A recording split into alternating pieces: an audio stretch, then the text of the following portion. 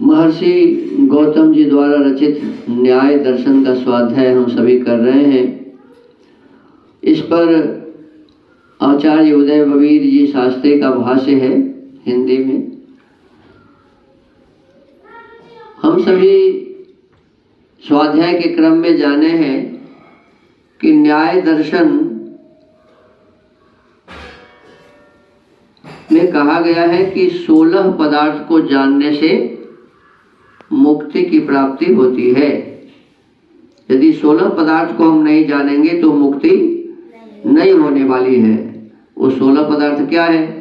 तो कहते हैं प्रमाण, प्रमेय, संशय, प्रयोजन, दृष्टांत, सिद्धांत, अवयव, तर्क, निर्णय, वाद, जल्प, वितंडा, हेत्वाभास, छल, जाति, निग्रह स्थान, ये कुल 16 पदार्थ हैं।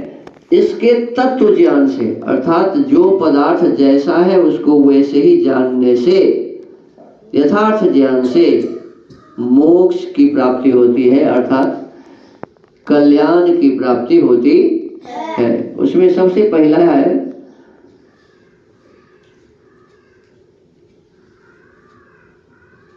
प्रमाण। और प्रमाण के बारे में बताया कि प्रमाण 4 हैं। प्रमाण कितने हैं? 4। प्रत्यक्ष प्रमाण, अनुमान प्रमाण, उपमान प्रमाण और शब्द प्रमाण।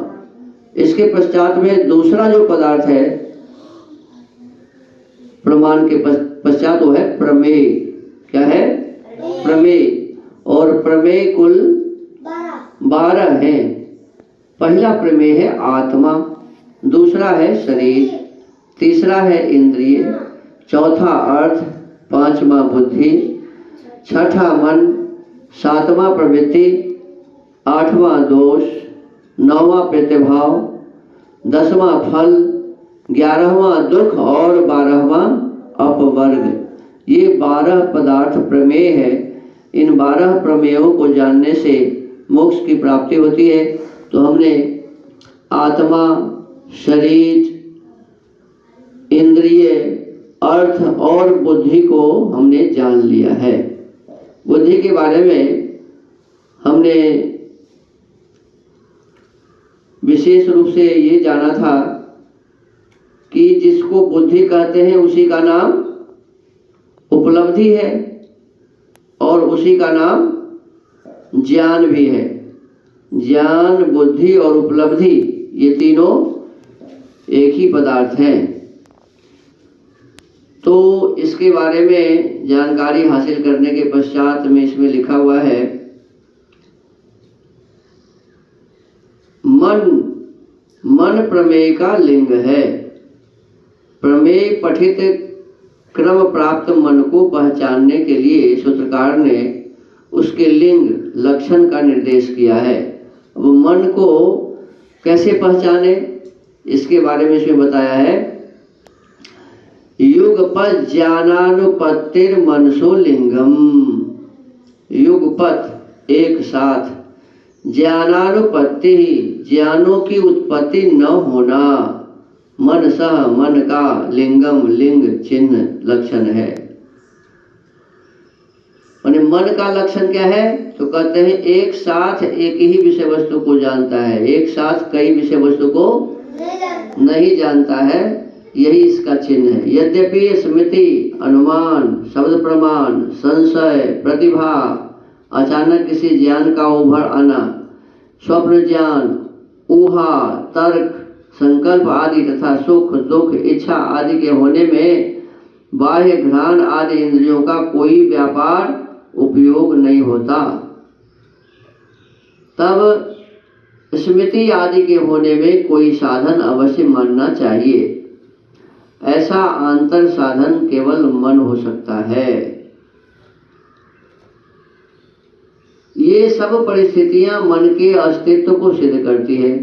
तथापि मन की सिद्धि के लिए अबाधित सुगम साधन है घ्राण आदि इंद्रियों के द्वारा एक साथ अनेक ज्ञानों का न होना। कहते हमारे नासिका के माध्यम से जो गंध हम ग्रहण करते हैं, जिह्वा के माध्यम से जो रस ग्रहण करते हैं, आंखों के माध्यम से जो रूप को ग्रहण करते हैं, ये सारे शरीर में जो त्वचा है इससे स्पर्श का ग्रहण होता है और कान से शब्द का ग्रहण होता है। कहते हैं ये सभी इंद्रियां एक एक विषय को ग्रहण करता है। कहते हैं घ्राण आदि इंद्रियों के द्वारा एक साथ अनेक ज्ञानों का नहीं होना ही यह साबित करता है कि मन एक यंत्र है जिसके माध्यम से एक एक विषय का ही ग्रहण होता है। तात्पर्य है ज्ञान आत्मा को होता है। ज्ञान किसको होता है? आत्मा को होता है। बाह्य अर्थ गंध आदि को जानने के लिए साधन है घ्राण आदि इंद्रियां। इंद्रिय का अपने विषय के साथ सन्निकर्ष होने पर आत्मा को उस विषय का ज्ञान हो जाता है। जिस समय एक इंद्रिय का अपने ग्राह्य विषय के साथ सन्निकर्ष रहता है, उसी समय अन्य इंद्रियों का अपने अपने विषयों के साथ सन्निकर्ष संभव है। ऐसी दशा में प्रत्येक इंद्रिय के ग्राह्य विषय का ज्ञान एक समय में हो जाना चाहिए। सब इंद्रियों के विषयों का ज्ञान एक साथ होना अनुभव के विपरीत है। गंध ज्ञान के समय रूप ज्ञान नहीं होता, रूप ज्ञान के समय अन्य रस स्पर्श आदि का ज्ञान नहीं होता। इससे सिद्ध है कि ऐसे ज्ञान के लिए इंद्रिय से अतिरिक्त अन्य कोई एक साधन है जो ज्ञान के होने में सहयोगी है।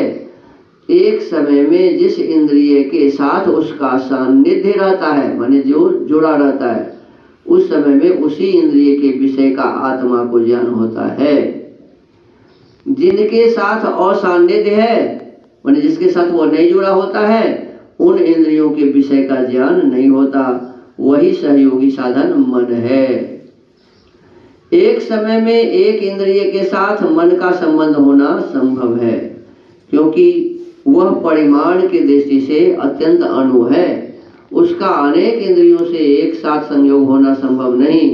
अतः यदि ज्ञान के साधन इंद्रियार्थ सन्निकर्ष के इस अवसर पर मन इंद्रिय संयोग की उपेक्षा कर दी जाए तो एक काल में अनेक ज्ञान आत्मा को होते रहने चाहिए जो नहीं होते।